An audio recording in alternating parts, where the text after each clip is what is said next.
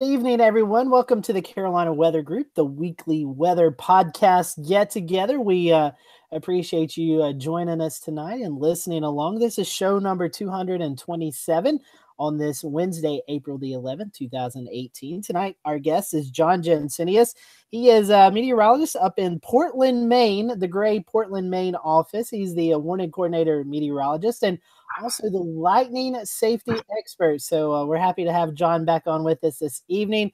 If you remember last year, John joined us, and we liked it so much that we continued the theme. And lightning is a big issue here in the Southeast, especially as we start to warm up, as we are in the next few days. So we want to make sure that you are safely outside, and if you hear thunder or sea storms coming, you know what to do. So we're happy to have John on with us tonight, and we'll get to him here in just a little bit. But before we do that, we'll do a little housekeeping rules. If you are watching tonight on the live broadcast, either on YouTube or listening through Periscope or Facebook Live, we appreciate you watching us tonight. And if you have any questions or want to interact with us during the show, you can do that one of many ways by commenting on the Periscope Live or Periscope feed or the Facebook Live feed. Or the best way to do it is tweeting us at Carolina WX Group. We monitor the tweets throughout the show. And if you have any questions for John or maybe some of our panelists, we will look at them and get them to our guests during the show. So please, we'd love to have your interaction. And if you're listening towards the end of the broadcast, we'll let John give out some information how you can learn more about lightning safety and some of the best places to view that information. So again, we appreciate John being on with us on show 227. It's been kind of a quiet week here in the Southeast. Not a lot of weather to talk about. We are watching a approaching cold front coming through this weekend that may spawn some severe weather in portions of the area. So that is something we're watching. But in the meantime, we're finally starting to warm up. And so a place that's already warm, and I seen some pictures out of, or not pictures, but some temperatures out of Texas. Ashley, it seems like you guys really warmed up today. Lots of places in the 80s, and I even seen some 90s out in the far western part of the state. Yeah, definitely. So I'm currently in College Station for some work training, and I think we got up to 83 degrees today. So it was pretty toasty out there. I definitely think you guys got some revenge on me, though, because it was very warm a couple weeks ago. And then that cold front came through, and Saturday we were 41 in Austin. And Sunday we were 45, close to 50. So it was freezing. So we felt some cold temperatures there, but we were rebounding. Friday looks to be 90 around Austin, and we have chances for thunderstorms. I think it's mostly going to be out east, but some more severe weather coming our way. It is that season. So Ashley, we're glad you got to warm up and join the rest of us here in the Southeast where it's very warm. We'll go over to the Raleigh-Durham area, the Research Triangle. We'll bring in Jordan. Jordan, how's things going over in Chapel Hill this evening? It's been a beautiful day today, Scotty, and really the last couple of days. Not a whole lot to talk about so far this week. We did have a sort of a broken record snow event over the weekend. I swear the winter machine just does not want to turn off for North Carolina. This for Greensboro and Raleigh both recorded a trace of snow, no measurable. But for Greensboro, at least, that now makes at least a trace of snow for every month since December. So we have had our fair share, if not more, and winter just continues to keep punching here into the middle spring months. So we'll hope that the warm up here lasts for good. I know you and I both saw the tweet from Tim Buckley. None of the long range models are showing any chances of snow or snow flurries, so that's a good sign. Yes. And Jordan, it slipped my mind that you guys did see some snow over the weekend as that rain kind of changed over. So I know you guys are ready to get rid of the snow, and a place that's not seen snow in a long time. Let's go down to the Charleston, South Carolina area. I'll bring in Shay Gibson and Jared Smith. Guys, how's things going in the coastal areas of South Carolina? I'll let Jared go on with the climate, and I'll talk about the coastal winds and whatnot here in a second. Cool. Yeah, sounds good. So yeah, we've been in January, April. for the last few days. We've been our highs. We've been topping out in the 50s, in the upper 50s, and to give you a general idea, we got to 57 a couple days ago. Normal high in mid-January is 59, so we were definitely underperforming. A lot of very angsty people, but then we saw that clearing line start to slowly advance last night, and we've had a much nicer day today. Got to about 69. Tomorrow 75, and then getting into the 80s ahead of that cold front, which looks a little energetic. Looks kind of interesting. Still a lot of variables when you see quite the negatively tilted trough that we're seeing on the guidance pretty consistently. Makes you stand. It makes your hair stand up and take notice. We'll see what happens. Don't cancel anything, but stay with your weather people. But yeah, it's back to nice spring weather down here. And to add to that, Jared, yeah, our coastal winds today, we had a pretty decent little east-northeast. We call it east-northeast backdoor sea breeze. And I'll go ahead and make sure everybody can see that right now.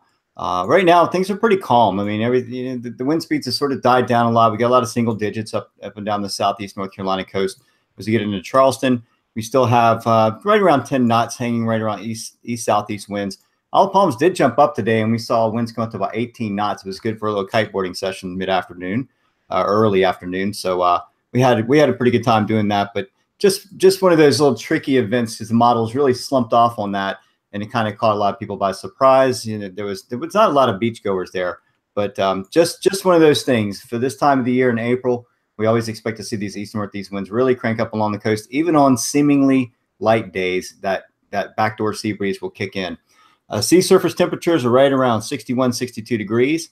I'm trying to activate that. Looks like it's down right now. Maybe the high-res NASA resolution.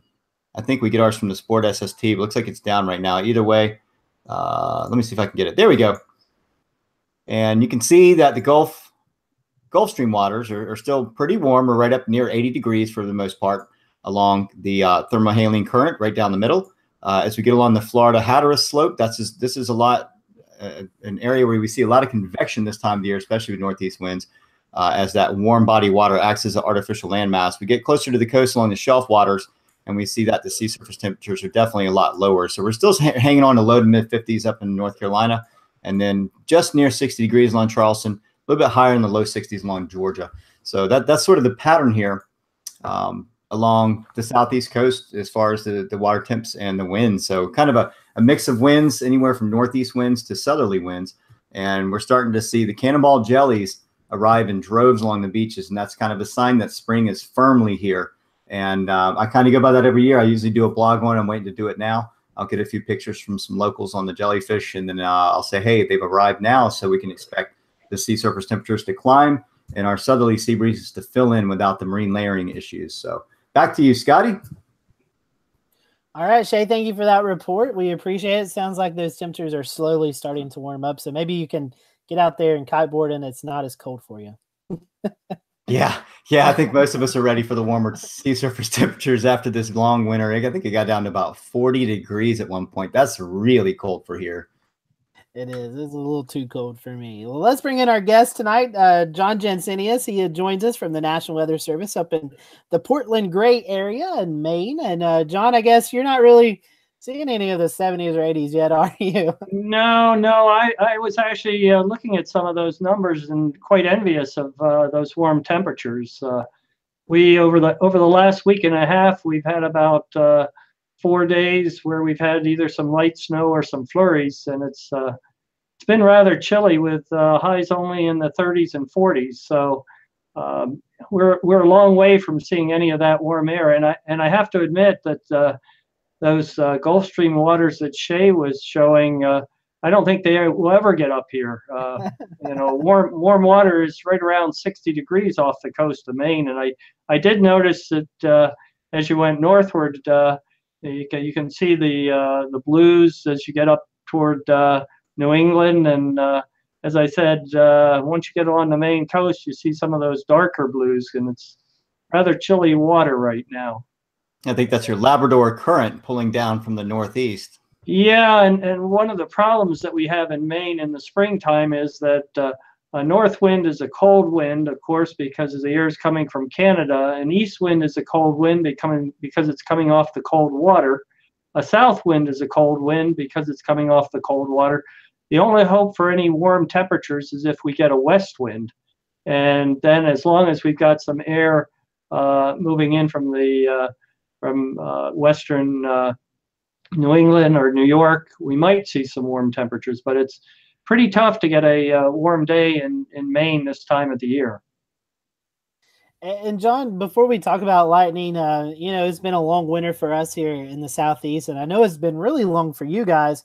What is your duration of winter? When do you guys start to really maybe get your first frost freeze and then get your first snowfall? And how long does that normally last up in Maine? Well, it depends which part of Maine you're in. Once you get up in the mountains of Maine, the first frost freeze, typically we're looking at late September, early November. For much of Maine, usually around October, sometime around I'd say the first or second week, most of the state is going to see a freeze. And, as far as last freeze, it can be late May or even June before the last freeze occurs. So some years a very, very short growing season. It's quite different up here, and certainly some of the crops that you can plant, more the cold weather crops than the warm weather crops that you have farther south. As far as what I consider winter, when we have a continuous snow cover, usually we start to see a continuous snow cover sometime in December, and it usually lasts into April. So somewhere between 4 and 5 months where we have snow on the ground. For those of us that like snow, it's wonderful. A lot of outdoor recreational activities between downhill skiing, cross-country skiing, snowshoeing, and really people enjoy it. And of course, the snowmobilers out in the trails. So a lot of activities, and that's what Maine's about, and that's what New England is about, is enjoying the winters. There you go. All you snow lovers here in the Carolinas, I think you need to go north, because all the rest of us, we're done with the winter weather. So, well, John, being in Maine, how did you become a lightning guy? Maybe for the folks who haven't seen you on our show in the past, kind of give us a little background information about you, how you got interested in weather, and then maybe what kind of steered you towards doing a lot of lightning safety stuff. Well, as far as getting interested in weather, like many meteorologists, as a child, I always was interested in weather. I like to watch thunderstorms in the summertime. In the wintertime, of course, there's nothing better than a snowstorm. And I have to admit, I used to go out and measure how much snow was on the ground probably every hour, or possibly less than that if it was snowing heavily. So always extremely interested in the weather. And so then, in school, actually, I started out in college as a biology major, but realized that I really enjoyed meteorology, had taken a meteorology course, and decided to switch majors. So that's kind of what got me into the professional field of meteorology. And then as far as lightning, it is something that I've always been intrigued by. I think many people have. I did see lightning strike a tree as a child, watched it blow the tree apart, which was, to me, very interesting to watch. But I always was fascinated by lightning. I came up here, I worked in Washington, D.C. for about 17 and a half years, and came up here to Maine in 1995. I started looking at the statistics here, and although we don't have very much lightning here in the state of Maine, our per capita number of people that were being struck by lightning was quite high. In fact, actually, ever since I've been here, if you look at lightning fatalities per capita, we're in the top 10, and we have less lightning than everywhere east of the Rocky Mountains. So I wanted to do something about it, and I thought, people just don't understand the dangers associated with lightning. So I started a lightning safety week here in the state of Maine in 1999, and then eventually worked nationally to get that as a national week, which was started in 2001. And that's kind of the start of the effort, and actually been going to lightning conferences, increasing my knowledge on it, and have been the National Weather Service's National Lightning Safety Specialist since then. answer a lot of questions about lightning, and really enjoy not only answering the questions, but just simply trying to keep people safe. And John, that's a good point. So for maybe our folks who are listening tonight or watching, for those who may not be too much into the weather world, but their outdoor activity is affected by thunderstorms, kind of talk to those folks who may not be as weather savvy as some others, how lightning is created. I mean, how do we get lightning? How do we get these thunderstorms and these lightning bolts? Okay, well, that's a very good question. And actually, what I'm going to do is I'm going to go ahead and I've got a little presentation here that talks about thunderstorms and lightning. And let me see if I can switch to a screen. We got you there, John. You got me here. All right. So we'll go ahead and start from that screen. And actually, let's see. I may have actually I'm going to have to switch screens because it wants to put it on a different screen. A little bit of a problem there.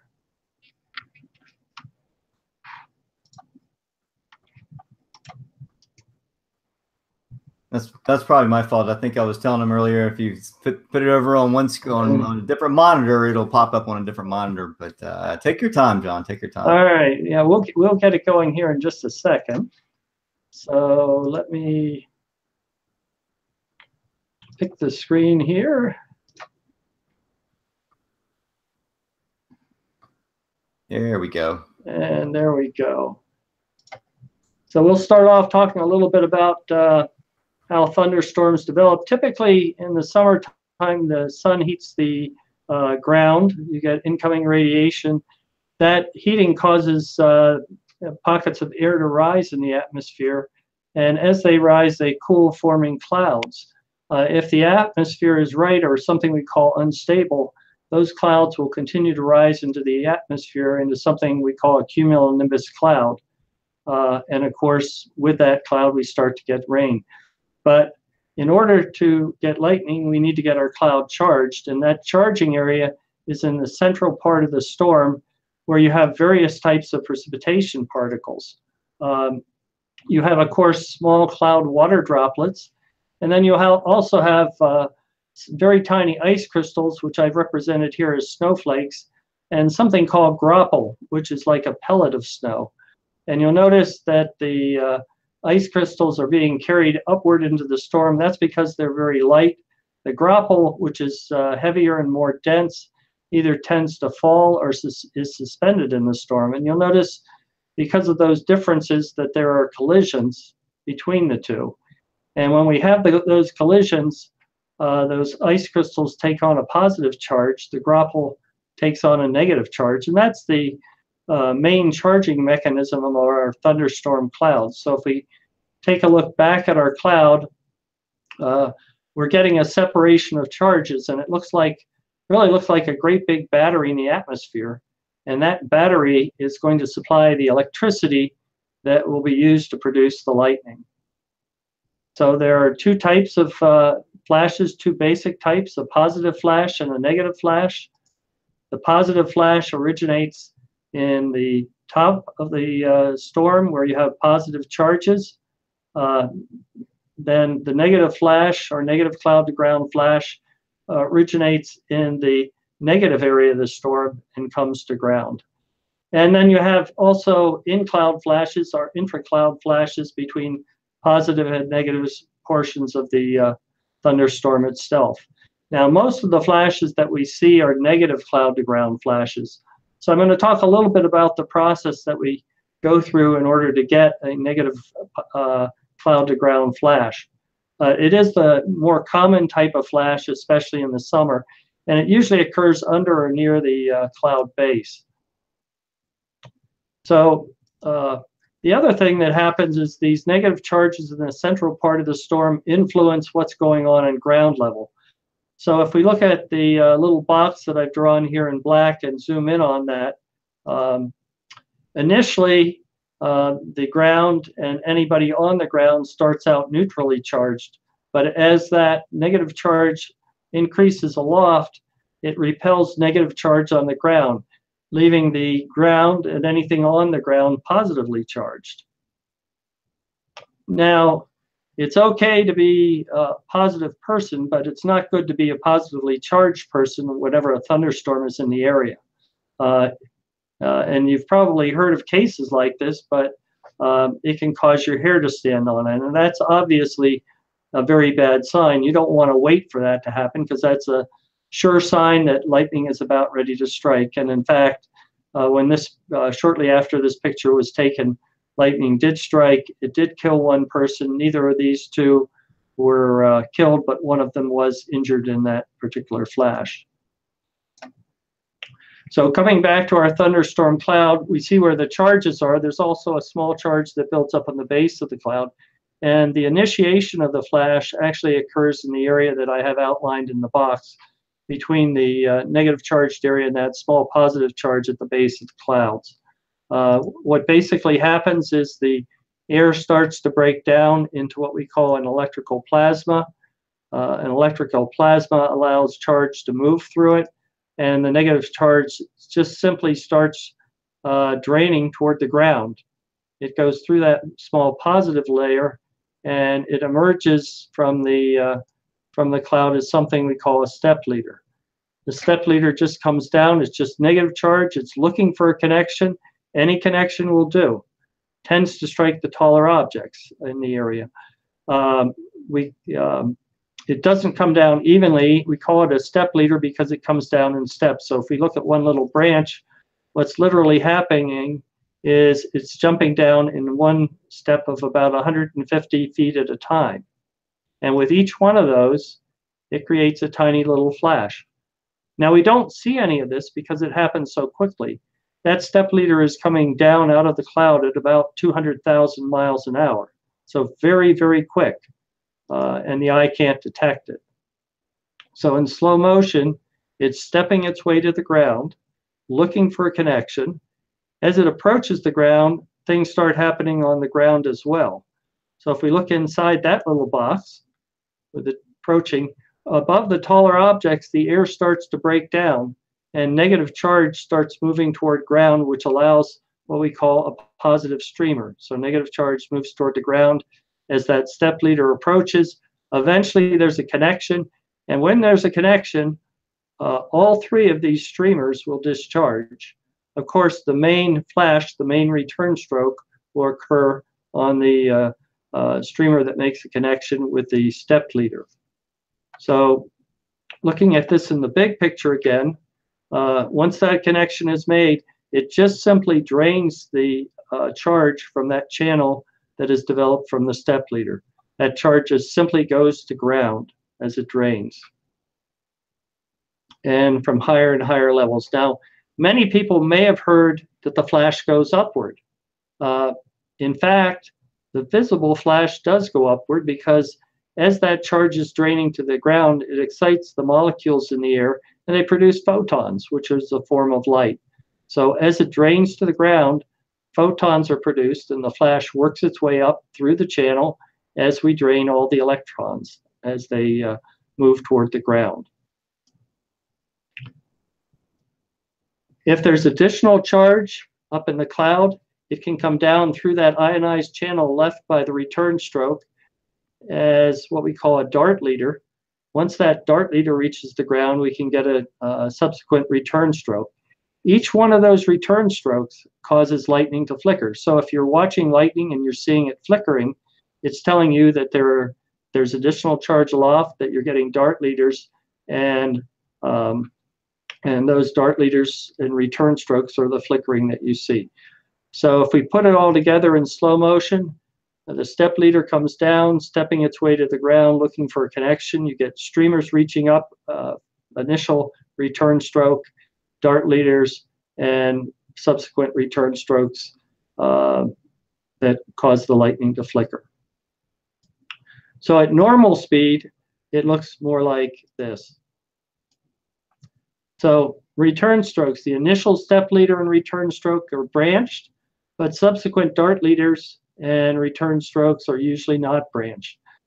There is also something we call continuing current, which occurs when there's a continuous flow of charge. And when that occurs, the lightning tends to pulsate.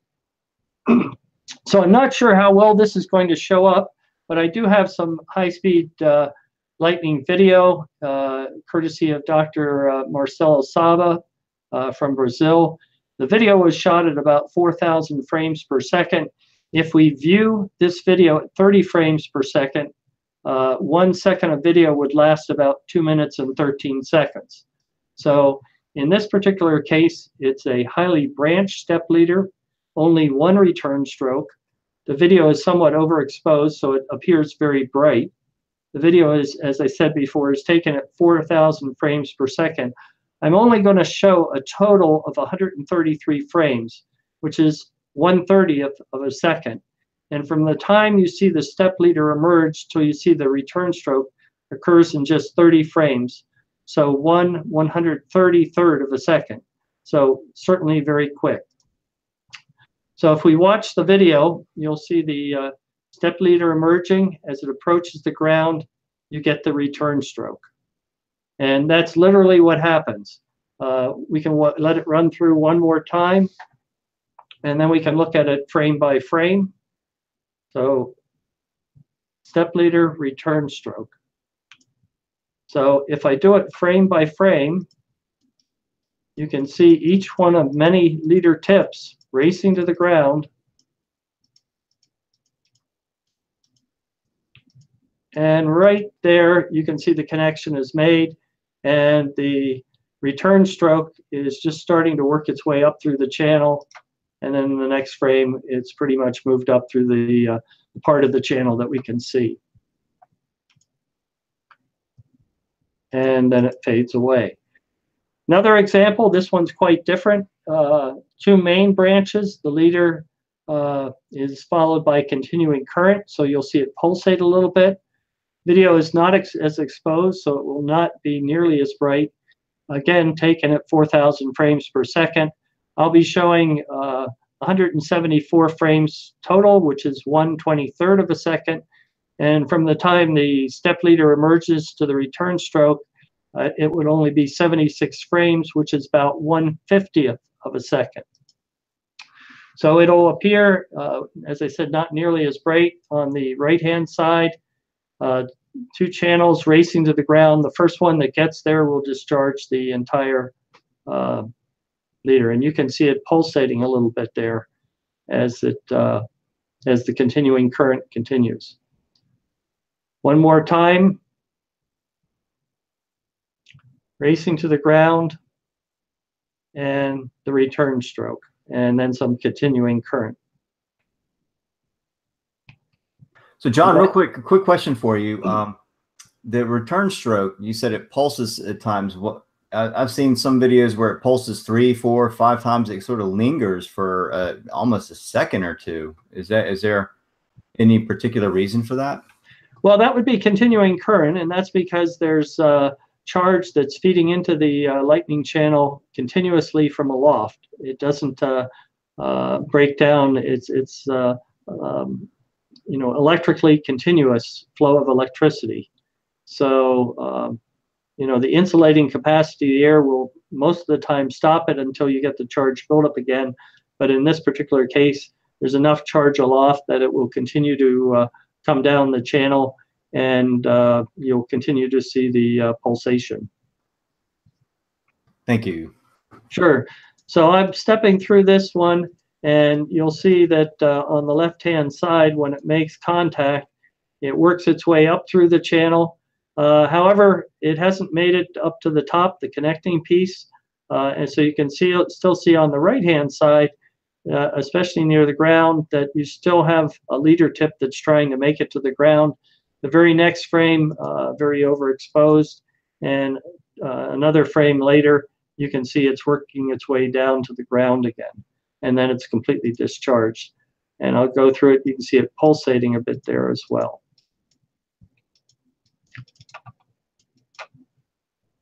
So the other type of flash, as I said, is the positive flash. The one thing about the positive flash that you should know is that it typically reaches out away from the storm. It catches people by surprise. It can strike as much as 10 miles from the thunderstorm cloud itself. So the rule we have, if you hear thunder, you're already in danger. You need to get inside right away.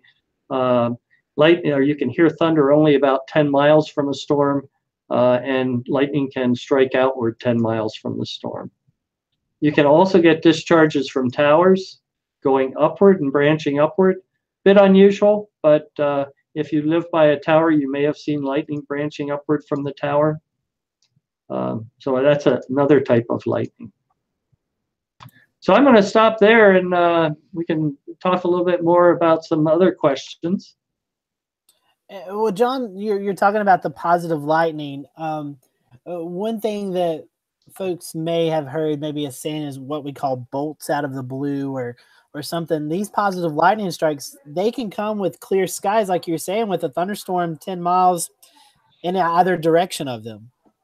Yeah, a lot of times, if it's 10 miles away, certainly people don't think they're close enough to be struck.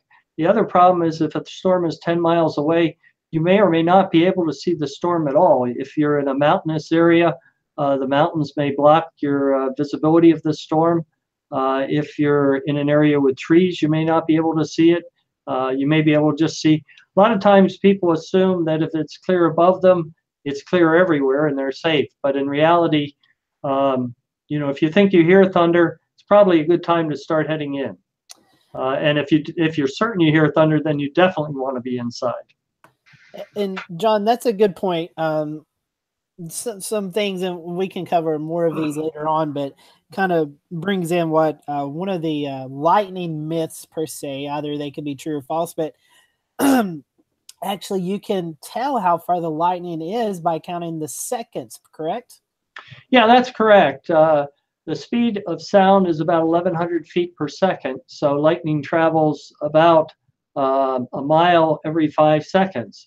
So if you watch the flash, you start counting, and then when you hear the thunder, stop counting, take that number, divide by 5, and that'll tell you how many miles away the flash was. So, for example, if you start counting and then you hear the thunder after you get to 20, you divide by 5, it tells you the lightning is 4 miles away.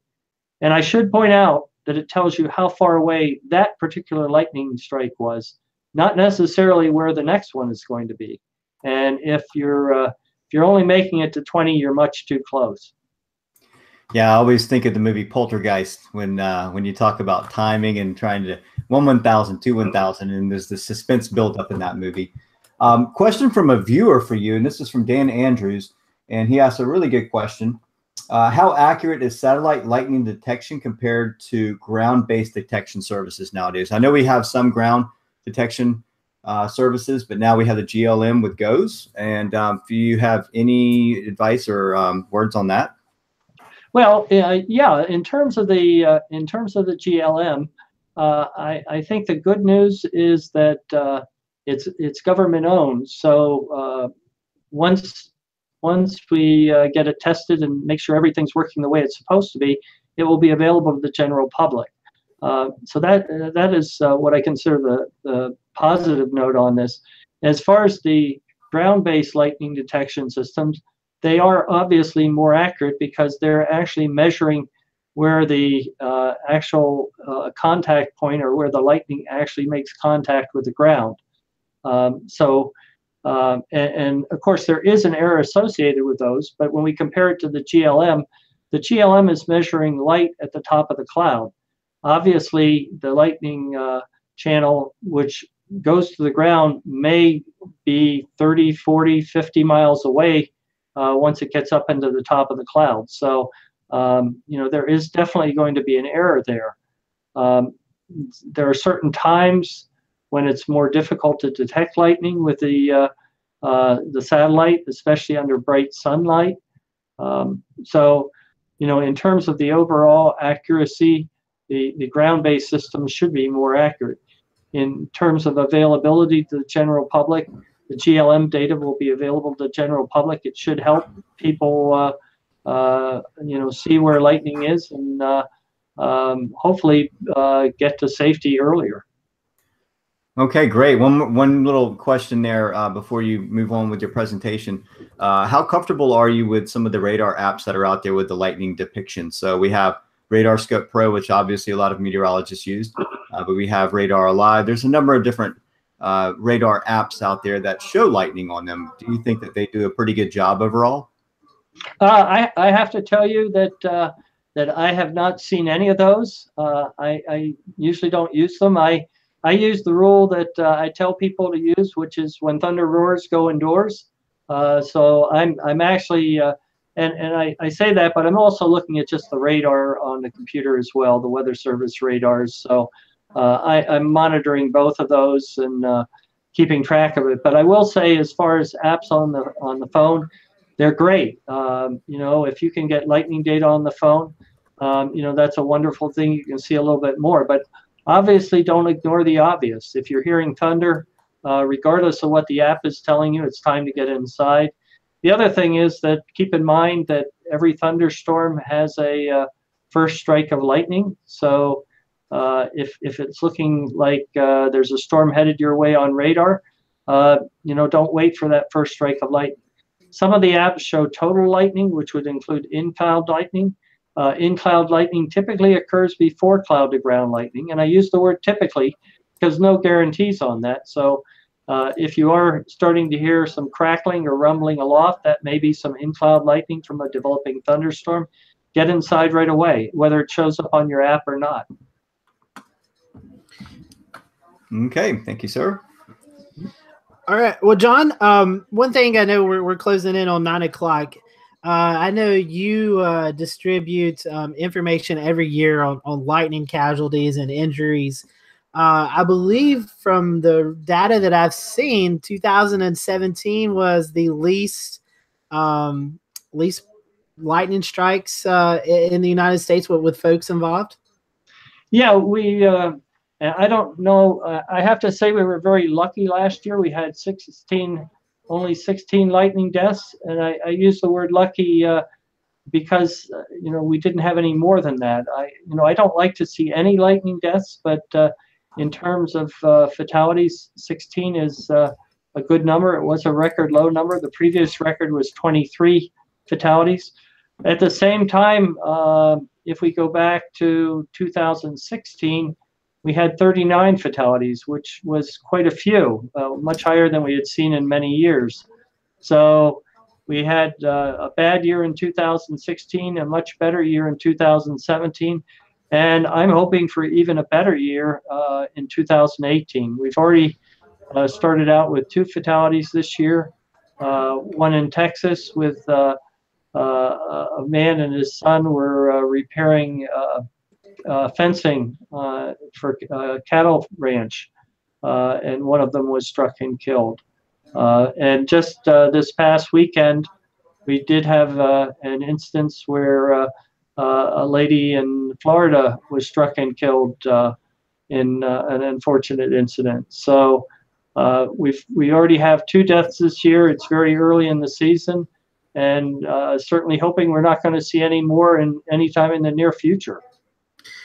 And John, I know you have some of your presentation still to do, and I know Ashley's got a few questions for you. But do you think the presence of social media, when thunder roars, go indoors, see a flash, make a dash, do you believe those campaigns and like social media and the outreach is really helping lower these numbers?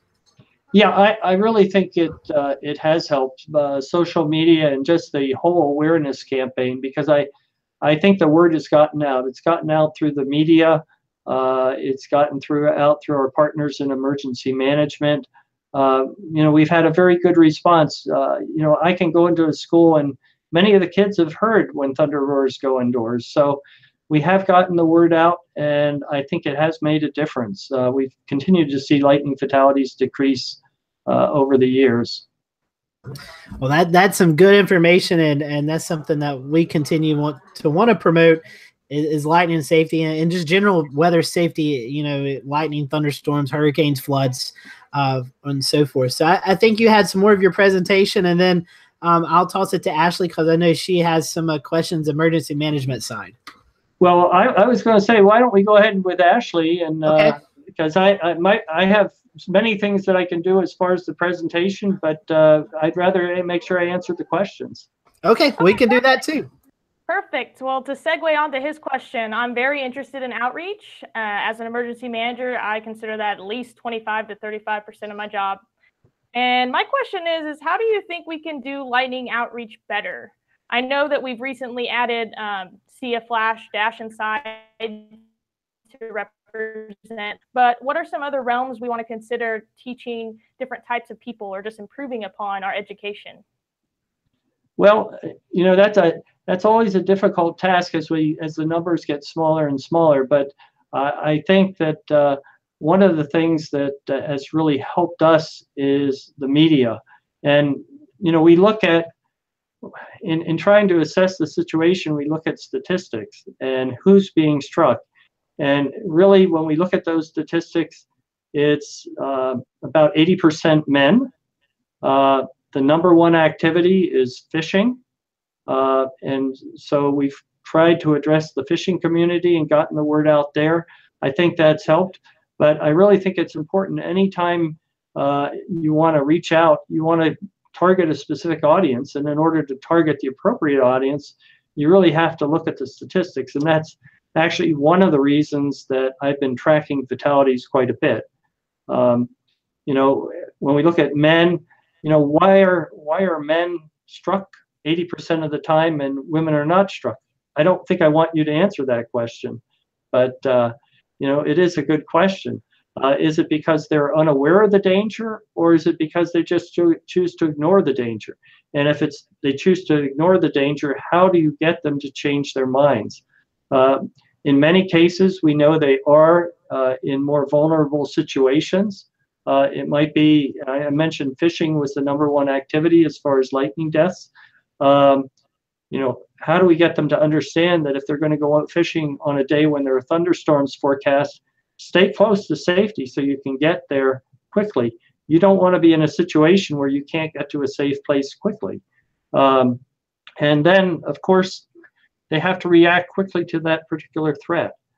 And many times they just simply wait too long. And that's one of the problems. So, you know, addressing those situations and trying to figure out how do we communicate that information to the people that are the more vulnerable. And obviously, at this point, that's men, and certainly men in certain situations. But we do know that, of course, in terms of the work fatality, which is work fatalities, they're lower than you know, many of the other categories, but you know, those are mostly men as well. So there are some reasons why men are struck more often than not. But if we look at like beach fatalities, 65% men, 35% women.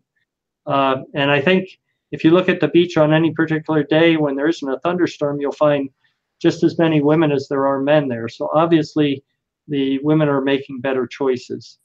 But it is a, you know, from an emergency management perspective, a difficult task to reach those particular people that are most vulnerable. Definitely. And I think one of our hardest challenges is getting people to realize that it can happen to them, because a lot of people will go out there and say, oh, no, I won't get hit by lightning.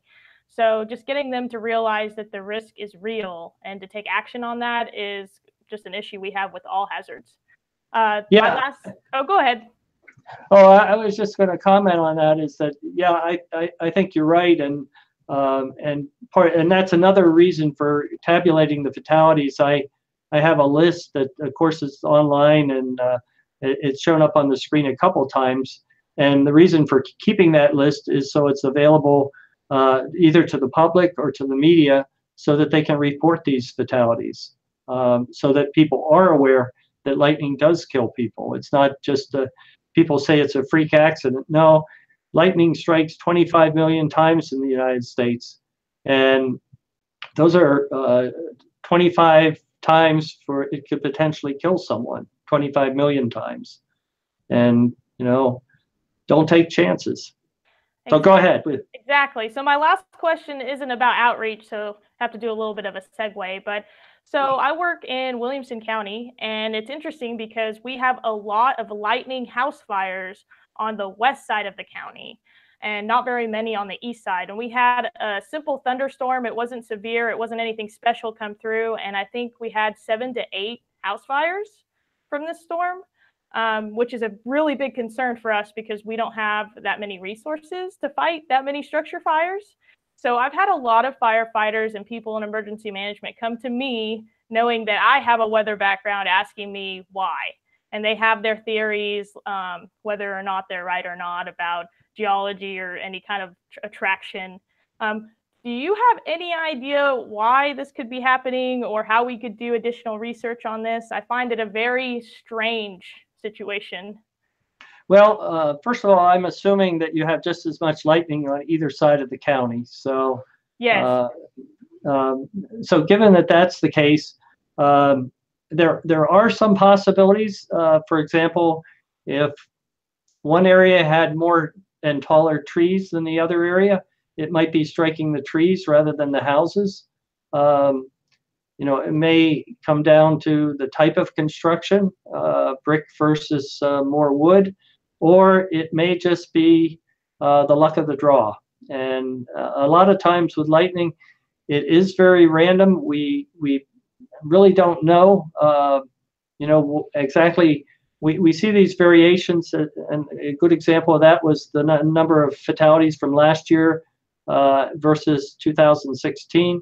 So we see these differences, and there just simply is a lot of randomness. And, you know, especially when we're dealing with lightning, it's a very random atmospheric phenomena. So I don't have a good explanation. I don't know if there is one. It could just be the randomness of the lightning strikes. And that's very likely too. And another issue I think might be population. We have a lot of the Austin commuters who are living on that side, as opposed to the other side of the county is a little more rural. So I think that might have something to do with it. But if you ever hear of any situation somewhere else in the country that's happening, I'm very interested to hear about it. Okay, sure, yeah. And I you know, if there are more houses there, certainly more houses are going to get struck because I mean, it's just the numbers, the way the numbers work out. But you know, as far as houses being struck, some people ask me about lightning rods. Are they effective? Properly installed lightning rod, and it's not just the rod, but it includes a down connector, and then the part that goes in the ground that allows the charge to spread safely into the ground. They do protect homes and they do prevent fires. They do not attract lightning. They simply intercept the lightning and provide it a safe path into the ground and prevent fires. Oh, awesome tidbit. Thank you so much. Sure. So I think Jordan had a question. Yeah. Hey, John. So I'm a big sports fan, and I watch a lot of baseball during the summer months. And I know the last couple of years, I've seen a couple of games, maybe not in person, but on social media, where, you know, people will be sitting in the stands and they'll take pictures of lightning flashing across the sky, you know, just beyond the stadium or, you know, a couple of miles or so. And I know that there's been some regulations put in place to, you know, stop the progress of the game when lightning reaches a certain distance threshold. I think it may be 8 miles or something like that. But it's interesting that's still within 10 miles, you know, where we can get these bolts from the blue or the positive strokes that can be very deadly as well. So I guess, you know, my question is, you know, these stadiums full of, you know, tens of thousands of people as a huge hazard, is that something we need to really have a stronger national conversation or really, you know, talk about these issues with such a high threat level? Yeah, I think that that is a very important issue. We actually have been working with many stadiums, particularly some of the colleges. And I think you've probably seen that, especially when you get into some of the fall football games where you've seen a lot of them postponed or, you know, they've told people to get in the stand. And so, you know, we have been working on it. And even seeing something like that is a good learning lesson for those people that are watching the game. The fact that either college or professional sports are taking the lightning seriously. And there were many years ago that you'd see a game continue until it started raining, where they have to put the tarmac out on the field to keep it dry. Nowadays, they not only stop the game, but they try and get people under the stands to a safer place, so that they do keep people safe. Or if, in some cases, if they can't get everybody under the stands to a safe place, they encourage them to go to their cars. And of course, a car, because if it provides a metal shell, allows the lightning to pass around it if it is struck. People don't realize it, but cars are struck every year. In fact, just this past weekend, there was, or I guess last week, there was a car driving down the highway that was struck in Ohio. People inside are safe. I'm not sure the car ended up quite as well. I think the electronics were fried, but people should know a hardtop metal vehicle is a great place to stay safe, especially if you're away from a substantial building. And if you like watching thunderstorms, you can go out into your car and sit there and watch the thunderstorm and feel safe. And John, that's a great question. Follow up. I do the consultant work for Speedway Motorsports, and we work at Charlotte Motor Speedway. Last year with the Coca-Cola 600, we had lightning detected 12 miles from the track, and we were able to communicate with NASCAR, and they pulled the drivers in on pit lane. We were able to evacuate the track before the actual storm moved into the area. So it was a success story because, no one was injured. And that's the whole thing with event safety, is making sure folks are in out of the elements. So I appreciate you backing up the 10 to 12 mile radius there, because that is, depending on storm speed, those things can get you pretty quickly. Well, and the other part of that is how quickly can you evacuate the stands in that case? And that's the other thing you have to consider is, how long is it going to take you to get that number of people into a safe place? And oftentimes that could be 10 or 15 minutes. And you do have to account for that because you want everybody there before the storm. And I think 8 miles was mentioned here, but you want people in safety before it gets to 8 miles. We usually use the 10-mile rule, but I realize it is kind of difficult for some of those stadiums where you have a huge number of people. So the goal is to get everybody to safety before there's even a threat. Yeah, we timed ours 20 minutes. It took us, we was able to get everybody into safety. So we was able to log that, and future reference, we know now about the time frame and miles out of what we need to do. I know we're past 9 o'clock. A couple of questions I'm sure everyone still have, but one thing I want to ask you, John, is about lightning safety. We're coming up on spring and summer. A lot of folks may be out golfing or soccer or fishing. If they're outdoors and there's no real shelter, what should folks do? Where can they seek refuge from lightning? Well, first of all, people have to realize that there just simply is no safe place outside. So you're really looking at trying to minimize the threat as much as you can. And in reality, you can't minimize it that much, which is why we want people to try and get to a safe place ahead of time, plan ahead so you don't get in that situation. But, in terms of when we look at people being struck, one of the greatest threats as far as death is if you're struck directly. So you don't want to be the tallest object in the immediate area.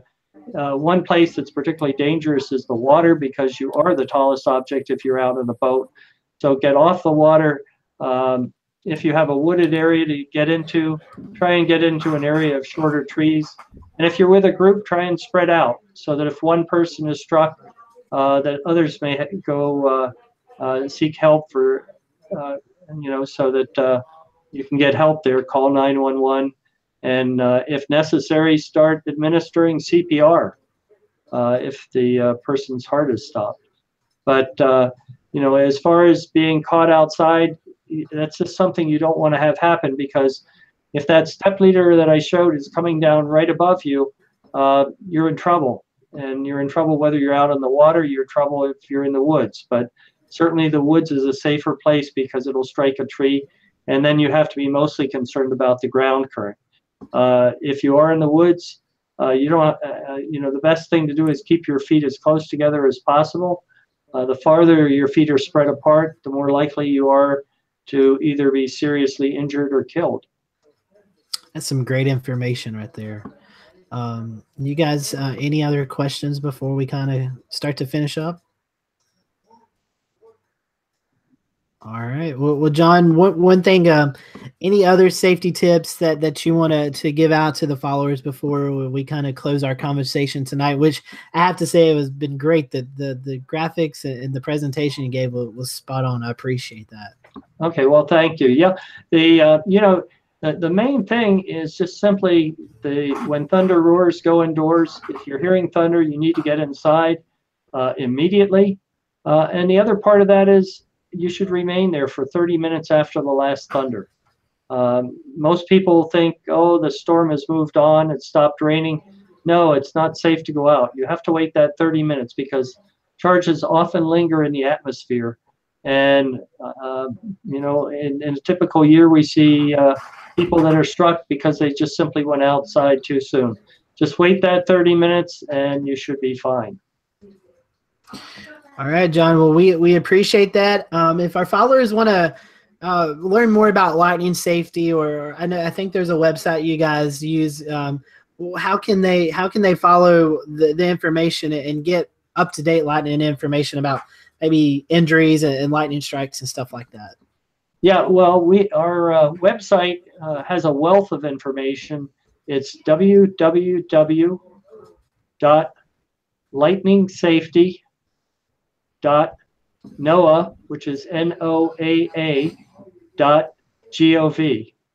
And as I said, we have just a wealth of information there.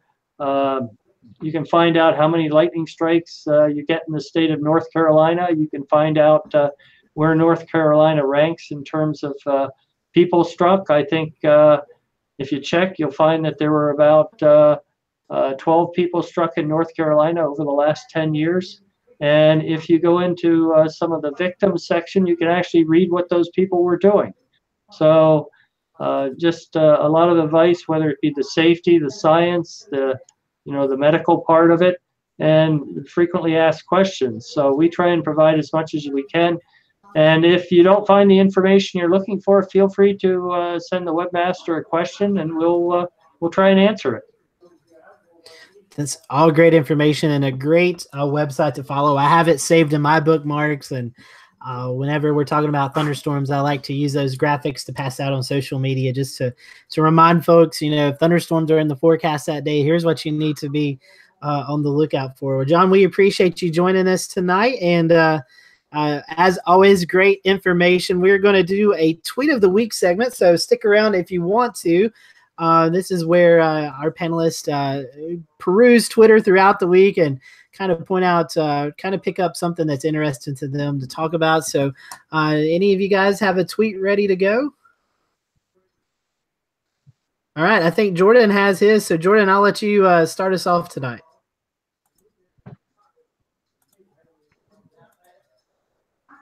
Jordan. Oh,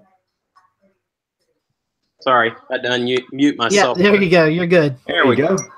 So this particular supercell was super impressive. I think this was from yesterday. And if you didn't know better and you looked at this, you'd say, this could be a classic Great Plains supercell. But lo and behold, this was over Fort Lauderdale, Florida yesterday, and it dropped down a brief EF0 tornado in downtown Fort Lauderdale. So that I think some buildings there in the background. Yeah, we may be having some issues with Jordan. Anyway, that's my tweet of the week, Scotty. All right, thank you for that, Jordan. We appreciate that. That was crazy to see some of the videos coming out of downtown Fort Lauderdale yesterday of that tornado that touched down in the city. So let's go over to Ashley. I see she has her picture up. So Ashley, go ahead. Of course. So as you guys know, so I told you guys all about it. Last Friday, I think, we had a slight risk, but it was on the edge of us. So I kind of underestimated the fact that we would get anything that cool. So I went and got a stake, and then I checked radar and saw this massive supercell rotating. I think it was Burnett County that got the actual tornado warning, but it was moving into Williamson County. And I couldn't believe the structure with this. It's absolutely amazing. And we really don't get this good of structure down here in Central Texas. That's much more of a panhandle, North Texas kind of thing. So just to see this rogue storm spin up down here, and then I missed it barely because I was having a stake, is unfortunate, but a beautiful picture. That is like your classic wall cloud mothership right there. Beautiful. Yes, and I believe they did confirm tornado, I think. I don't know if they ever sent anybody out, though, because it didn't impact anything. That is really, really symmetrical. It's like something you'd see Michael Binsky film, you know, out in his 4K videos, which I can't wait to see his next series of videos for this year. Just amazing stuff. Yeah, and just think, if I didn't have that stake, I could have probably just drove like 20 minutes and saw it, but oh well. Was the steak good though, Ashley? You gotta tell us. Was it a good steak? No, not really, because I looked at my radar right when I got it, and I was like, "Oh, I need to go." So I just packaged all my food and just booked it, and then ate the steak the next day. So it wasn't even worth it, I guess. That's too funny. Too funny. Well, Jared, I see you have your tweet of the week up, so go ahead, buddy. Yes, I do. And today is, I guess they just invent these days. I don't know where they came from, but today is National Pet Day, and so we have Cappy the Weather Weenie. This is from Ashley Ruiz down in Pensacola, Florida, WEAR. And this is a Helicity Designs Weather Weenie shirt. I actually own one of these as somebody who is owned by dachshunds. You know, we like to kind of joke around with that title a little bit, but it is National Pet Day. You know, great structure on that dachshund there. Nice little curve there. You know, a little hook echo maybe in his feet or something like that, but nothing. But very cute, very, very cute. And you know, there you go. All right, thank you for that, Jared. And Shay, do you have yours ready?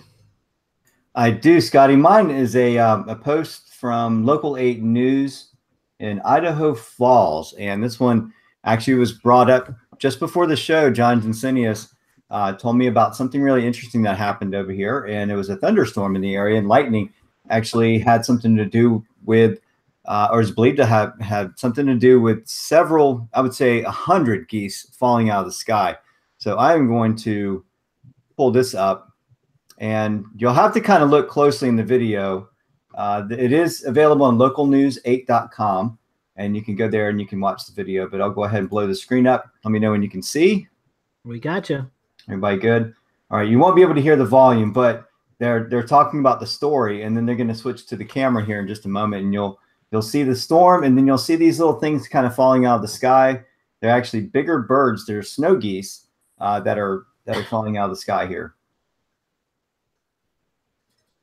So we'll see here. If you look on top of the building, there goes one right there.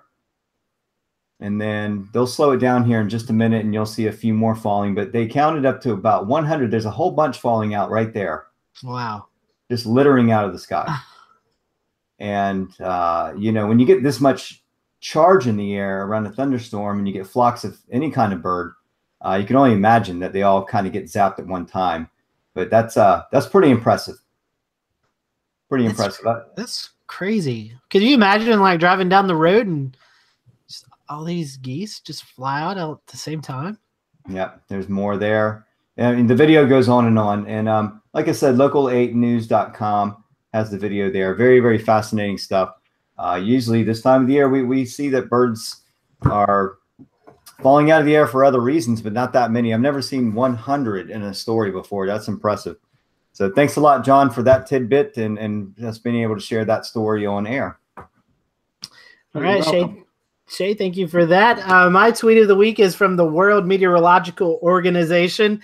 The committee is meeting this week, and so they're going to be reviewing the 2017 Atlantic hurricane season, and it will be decided which hurricane names, if any, will be retired. And I believe we're all probably in agreement that Maria and Irma and Harvey will all be retired, but that decision will be made this upcoming week as the organization gets together.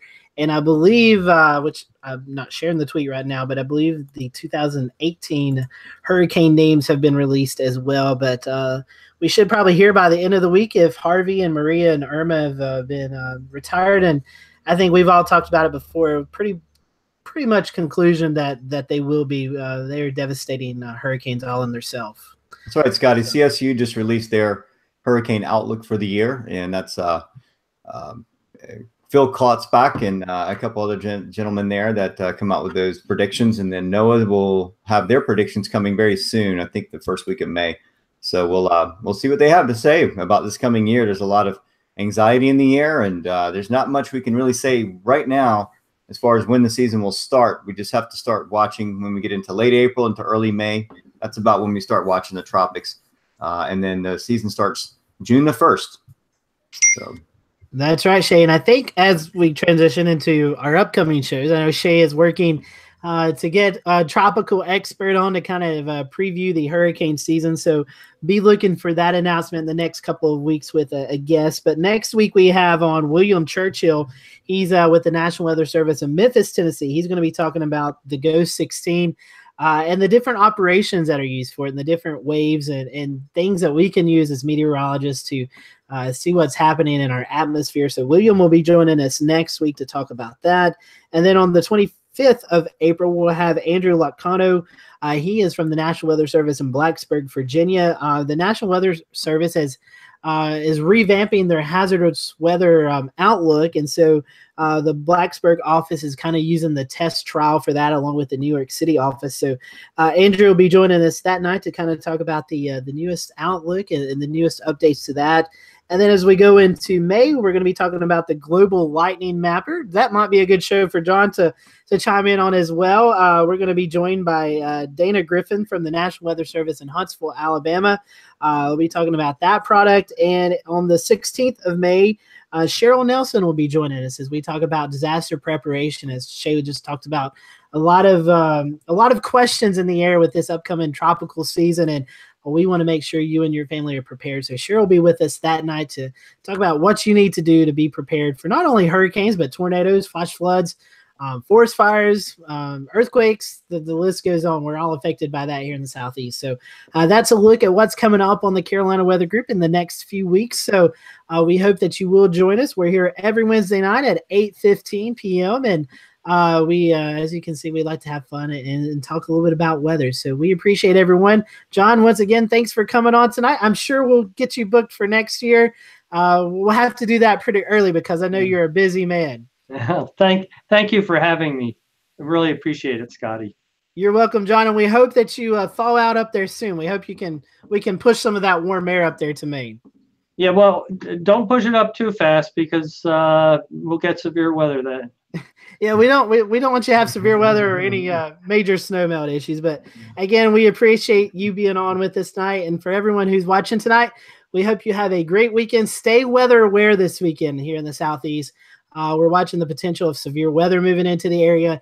If that severe weather warrants itself, we may be back on this weekend to kind of give you an update in some areas to watch that. So be watching our Facebook pages along with our Twitter pages.